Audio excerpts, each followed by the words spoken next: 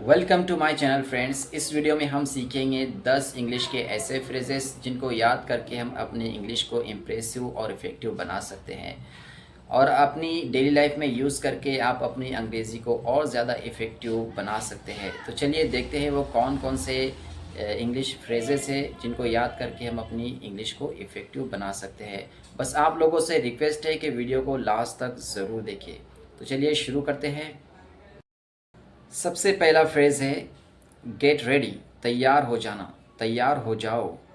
Get dressed, कपड़े पहन लो या तैयार हो जाओ, दोनों आप कह सकते हैं।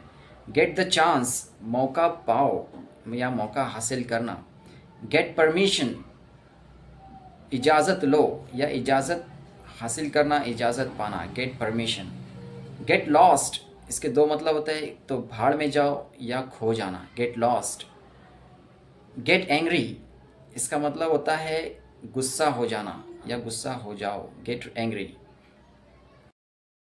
गेट बेटर यानी कि बेहतर होना, अच्छा होना। Get better. गेट मैरिड, शादी हो जाना यानी शादी कर लो। Get married. Get a job, नौकरी पाना, नौकरी हासिल करना। Get a job. Get started, शुरू हो जाओ, शुरू पड़ जाना। Get started. वीडियो अच्छा लगा है तो वीडियो को लाइक करें, चैनल को ज़रूर सब्सक्राइब करें और अपने दोस्तों में से शेयर भी करें। मिलते हैं अगले वीडियो में अगले टॉपिक के साथ।